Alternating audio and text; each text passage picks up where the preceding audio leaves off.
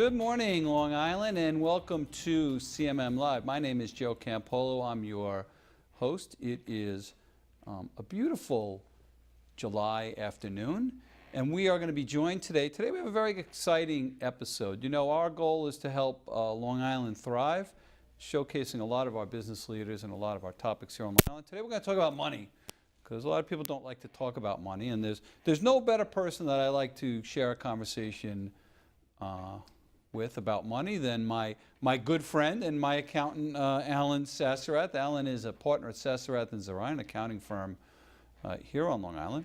And full disclosure, he's my accountant. He's our firm's accountant. And I'll share with you folks why. You know, Alan and I over the years knew each other, have done some transactions and some deals together, either on the same side or on the opposite side. And I found Alan to be truly one of the most knowledgeable and talented accountants here on Long Island, where there's no shortage of accountants. And so I said, hey, why isn't this guy helping me out, you know? And so now he is. And Alan, thanks for joining us today. We're happy to have you here. Yeah, thanks for having me. Thanks for that great introduction as well. I can't say enough. I love working with Campolo Middleton. Joe, like I said, thanks for having me. It's a pleasure to be here. Well, there's a lot to talk about. There really is. But let's talk a little bit about your firm and your background, because I think it's important for folks to understand, the depth and the different types of experiences that you guys have. Yeah. So tell us about it. Yeah. So our firm, I'll tell you a little bit about me first, and then I'll talk a little bit about the firm. My experiences, I started with large firms, with Ernst & Young, and then eventually to some regional firms on the island. And from there, decided that was offered the opportunity to become a partner at one of the firms, and looked at the firm and said, they're a great firm, but the reality is I want to do maybe something a little different or work a little differently, and decided to start my own practice. And when we started the practice, it was primarily domestic types of clients, U.S. closely held businesses, where maybe there was a handful of owners, and myself and my partner, Greg Zoraian, my first partner, started the firm. And from there, we sort of grew up a little bit and said, you know what, we do want to specialize, have a more specialized practice. And we always have that closely held niche for Long Island-based companies. From there, we started doing some work with hedge funds. And now we do the admin for probably about 70 hedge funds, which are all over the country, not just Long Island or New York based, and even all over the world for that matter as well. And then from there, started doing some international work and really developed that into a niche, to the point where now probably a third of our business is international based business.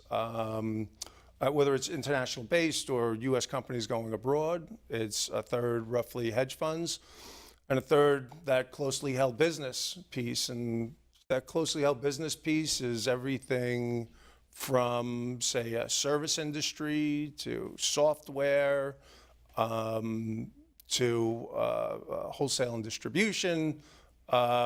We wear a lot of different hats. We're about 25 people, so we've got the breadth to be able to wear those hats comfortably. And like you said, working on especially working with you, like starting out working on the M&A side. A big part of what we do is helping business owners understand the asset that they have, and how are they going to monetize that at some point in the future. So that M&A practice that we have as well is is tremendous, and it really falls into our wheelhouse because we started on the tax side. Both myself and my partner were in the tax departments at big firms, and now, and really brought that to the, to the closely held business, which for us, closely held business, a client in our wheelhouse might be anywhere from, say, $5 to $50 million in revenues, where they have a strong in-house person, but really need somebody to help sort of watch out for some of the bigger picture items, and that sort of thing. Yeah, so a lot there. Let's unpack it. Let's unpack it a little bit. So let's talk about the M&A space, the mergers and acquisition space, because that's really where you and I met. And what I found, over the years is that there are a lot of accountants who either don't really understand the space that well or aren't very comfortable in that space. And a lot of businesses here on Long Island have had the same accountant, the same way they've had the same lawyer for many, many years as the business has grown. But when you get to a transaction, there's a lot of moving parts, there's a lot of things. So how did you get into that space, and what's sort of been your experience in that space, and what sort of transactions have you worked on? Let's talk about that a little bit. Yeah, so as far as how we got into this space, like I said, we work with a number of closely held businesses over the years, and really that was my training ground, and that was my training ground at the mid-size firms. And just to talk about that for a little bit, at those mid-size firms, one day you're the income tax expert, the next day you're the sales tax expert, the next day it's the estate tax. So I saw a lot. And when it comes to a transaction, you've got to take those pieces and figure out how it works for the business owner. From the tax perspective, it was sort of a great entree. But one of the things where I think we excel is that we also care about the people involved. When we have a client, it's yes, it's a client, but there's a person behind that, and understanding that person and what they want and what they need. That all comes into that whole that M&A area, so that we're not just going in and reporting history. We're going in and trying to figure out, all right, so where do you want to go eventually? And the business sale isn't what happens on a day or a plan 6 months to get to that day. A lot of that starts very so much earlier on. And I mean, it's rare that a company has a better mousetrap that's so great that they've got companies bidding for it. Normally, it's a situation of, all right, so we've got this company. Who would be the right buyer to pay the most money to the business owner? So right. So one of the things that I really like about you and your team is, to represent business owners with their baby, their business they've had for 30 years. And a lot of times accountants, especially if you're brought in to consult on a transaction and you haven't been their accountant for 30 years, a lot of times there's not a lot of bedside manner that goes on. Right. And folks don't want to hear that they've been screwing up for 30 years and now they have a lot of trouble. So it does take a fair amount of compassion to unpack that and clean up a balance sheet. But on the other side, I've also been in the trenches with you moving towards a close, where you have to stand your ground and be very aggressive to get things, to get things done. And I think that's a unique style that your firm, led by you, has. So talk about that delicate touch that you have to have with these clients. yeah, so it's funny, and I always hear or always see you speaking about negotiations and It's not always about extracting every last dollar, but the negotiations have to work. And there might be a situation where you have to live with these people for a time in the future. So you've got to look at all of those pieces. I don't think that you can just say, like I said, that you're just trying to extract every last dollar out of a transaction. So, like I said, I mean, understanding the individuals involved, talking about the negotiations as it's going on with your team, because it's not just the attorney, it's not just the accountant. It's the client's also very heavily involved in this whole thing. And it's funny. I always think when it comes to negotiating, it's important. There's two things that are really important: knowing when to speak and knowing when to shut up. And it's I joke about that, but it's a delicate balance, and it's more human nature, or as much human nature as it is as it is about dollars and cents. Yeah, it's an art. It's an art, and you guys do a terrific job with it. Let's shift gears for a minute to hedge fund space. So I know your partner Greg Zoraian, himself a talented accountant, sort of heads up the hedge fund space.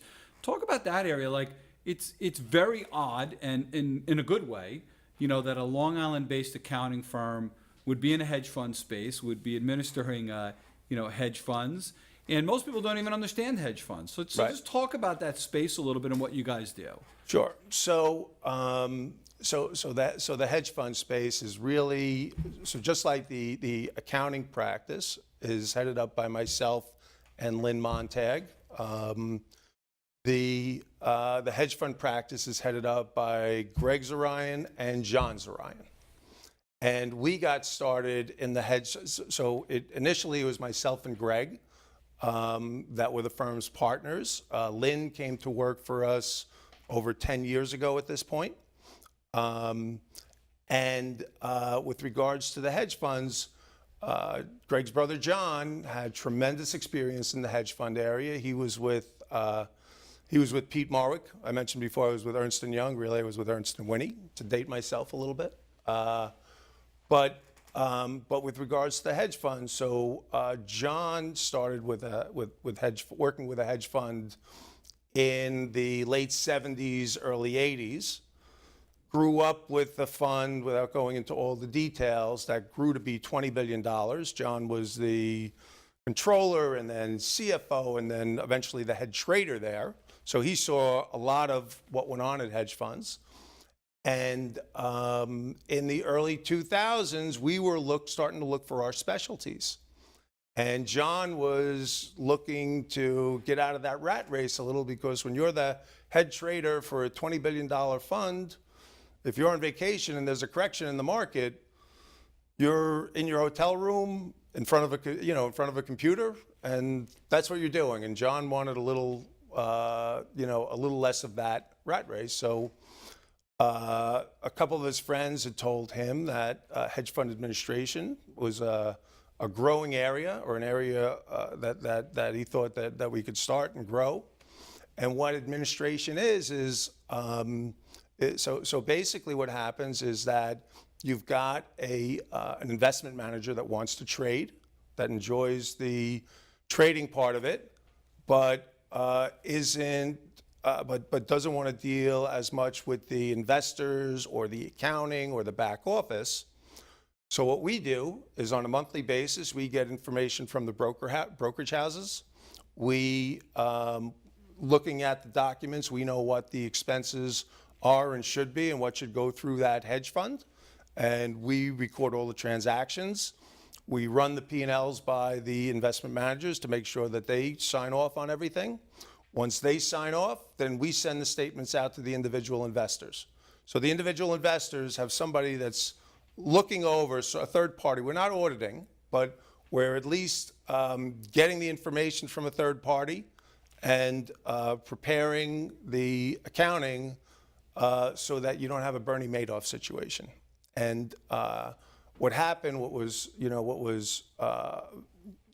bad luck for the investors in Bernie Madoff's fund was fortuitous to us, in that when we started the practice, that was probably a couple of years before the whole Bernie Madoff situation occurred.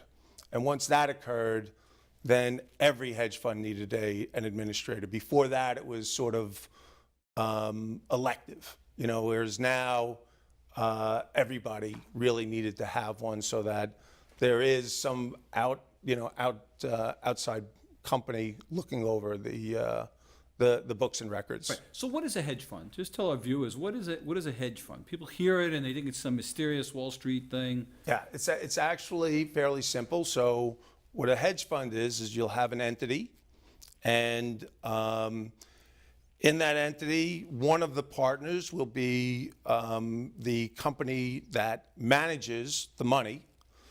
You've got limited partners that invest in this fund. And the hedge fund, the documents that all limited partners understand is how that hedge fund is going to trade.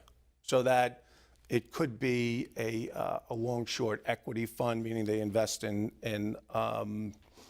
stocks, bonds, where they either buy because they think the market's going to go up, or they sell because they think the market's going to go down. It could be something like that. It could be something more complicated. But just staying with that for a second. So the investors put their money in. The investment manager trades. And assuming that there's a profit, that profit gets split part to the investment manager and the rest to the limited partners. So that, in essence, what we're doing is we're doing the accounting for all that. But you will advise people, if they're interested in a hedge fund, you will advise them and represent individuals as well who have invested in them, correct? Correct. Yeah. So we have clients individual clients that were interested in investing in some of our hedge funds, and we'll make the introduction to the investment managers. We don't get paid a fee or anything like that. I mean, our fees from the hedge fund are based on the total assets under management. So in theory, if somebody invests, we're gonna make a little bit more money, but that's not the driving force. The driving force is to do the best thing for the client, and both on the hedge fund side and the individual investor side. And we've got clients that have investments in 20, 30, 40 hedge funds, not necessarily our hedge funds, but individual clients that invest all over the board, really. Right. So even more interesting to me, because you said you have 25 people, you have a very sophisticated practice in terms of tax, hedge funds, and international. I mean, you guys have carved out a really great practice for international-based accounting and business, transactions, really top-notch. Talk about that. How did you guys get into that? How are you growing that? How are you working that? Because I think people on Long Island should know how advanced your international practice is. Yeah. So thanks. And so the international practice, as I mentioned, the accounting practice is run by myself and Lynn Montag. The international practice is myself, Michael O'Brien, and George Batas. So the way that we started in that is, the reality is that we stumbled upon it, and we had worked with a couple of clients here and there on the international side, and one of the things that we always say is that it's dangerous to dabble. So with regards to international, we started doing work for one company. It started with 10 impats and expats, and individuals that came from Europe, come to the U.S., and we prepare their personal tax returns, maybe an equalization to make sure that they're not getting hurt by working in the U.S. versus the foreign country. And then from there, grew our knowledge base. And once we grew the knowledge base, we knew that we needed an international network to really solidify ourselves. And at the time, we were probably about 12 people, and there were a number of international networks of accounting firms that are out there. And none of the major ones wanted a 12-person firm in Long Island to be their New York firm. You know, typically they have firms all over the country. So we looked at that as an opportunity and said, we're involved with a number of the international tax groups on LinkedIn. So I put some postings up there stating exactly what we were looking for. We received responses from about 25 firms around the world, spoke with all of them, ended up with about 6 or 7 of those firms that we really clicked with. We were all had former Big Four experience, left to be able to provide us services at a more reasonable rate than a larger firm. There were a lot of synergies, and we all had some sort of an entrepreneurial spirit. So what we did was we were on the phone monthly for the first year, just to get to know each other, see, talk about how we could help each other, what we could do. And after the first year, we said, we all seem to get along. Why don't we meet? So they all came to New York the first year, and we met. There were 5 of us, and we talked about how we can grow that. The name of our group is International Tax Practitioners. There are both accountants and attorneys, tax accountants, tax attorneys in there. And the group, we sort of split, and we said, all right, so 3 of the members, why don't we concentrate on growing the group? The other 3, why don't we see how we can grow our referral base. So now we've been doing that for about 5 years. We've got about 15 countries, 12 to 15 countries that are involved with the network. We meet every year. We go to a different country. Since we started, last year was Canada. Prior year was Ireland. Year before that was the Netherlands, and this coming fall I'm going to be in Germany. And typically, when we go to Europe, we will our clients that we have in other countries and other nearby countries will go over and see them. So we've also been to Denmark and the UK and have made multiple trips to some of those countries as well over that time period. Just as the client base grows, it's important to go and see what's going on, what they're doing, how they're doing it. Like I said, and Michael O'Brien, we brought into the firm probably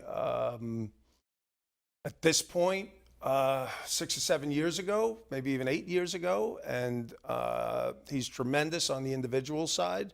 From a personal tax, estate tax, planning perspective, and compliance, he's tremendous. And then I had originally taken the corporate work on, business and corporate, and now George Bottas helps me out a lot with that. So it's a great area. It's a growing area. I always feel like on Long Island that there's an opportunity more for U.S. companies that are going abroad to, even be able to take advantage of our network, because our network, if it's somebody that a lot of the firms that in our network we've worked with already. A couple of the countries, the Netherlands and Ireland, many times. For a U.S. company going abroad, it might make sense to have their business headquartered there. And there we have really close ties. So for me to pick the phone up and call Marie Bradley in Ireland or Hendrik van Dungen in the Netherlands, it's a great opportunity. And they're terrific to work with. I mean, I think that we work alike. Which is why we probably get along so well when we work together and with our clients and have mutual clients, have many mutual clients, and the same thing goes with them. We pick the phone up and we get things done. Yep. Last couple of minutes, let's talk about the sort of economic conditions that are being sparked now, both here at home and internationally with the with the Tax and Jobs Act and tariffs and all that other stuff. What's your take on it? What's your scorecard? How do you feel it's going to impact Long Islanders? How do you feel it's going to impact the United States? What's your general sense on it? So I feel like the as far as tariffs and that sort of thing, that something like that can always happen. The market doesn't like uncertainty, and my issue with the way that things are going are happening now is that they seem to be happening very sporadically, which I think in general hurts the markets. That being said, if you go in with your eyes open and say that there are things that can occur, and then now is as good a time as any to go, to move a business internationally. As far as the Tax Cuts and Jobs Act, I think that sort of leveled the playing field a lot from the U.S. perspective, in that the corporate tax rate in the U.S. was 34%. You'd throw in the States, maybe you're at 40%. Many of the European countries were between 20 and 30%, with a lot of them less than 25% or less. So that's a big difference. Right now, there's less of a difference. And again, I mean, you can pick your states. If there's a foreign company coming to the U.S., they can pick their state. So I mean, overall, I think that the climate to do business internationally has never been better. There are stumbling blocks.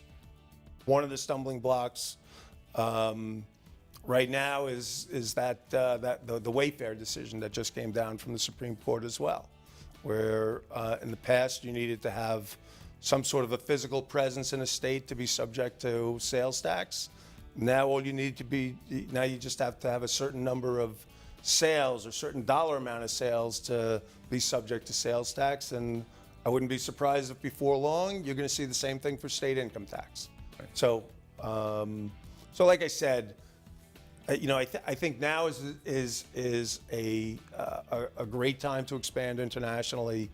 But again, that there are always going to be hiccups along the way. Yep, that's great. We got a break now. We'll have you back to talk about some of those other interesting tax issues at a future episode. Folks, that was Alan Sasserath, the very talented accountant from Sasserath and Zoraian, letting us know about a lot of important issues here. Thanks, Alan. He has a beautiful family as well. Thank you. So we appreciate you joining us. All right, sounds great. Thank you.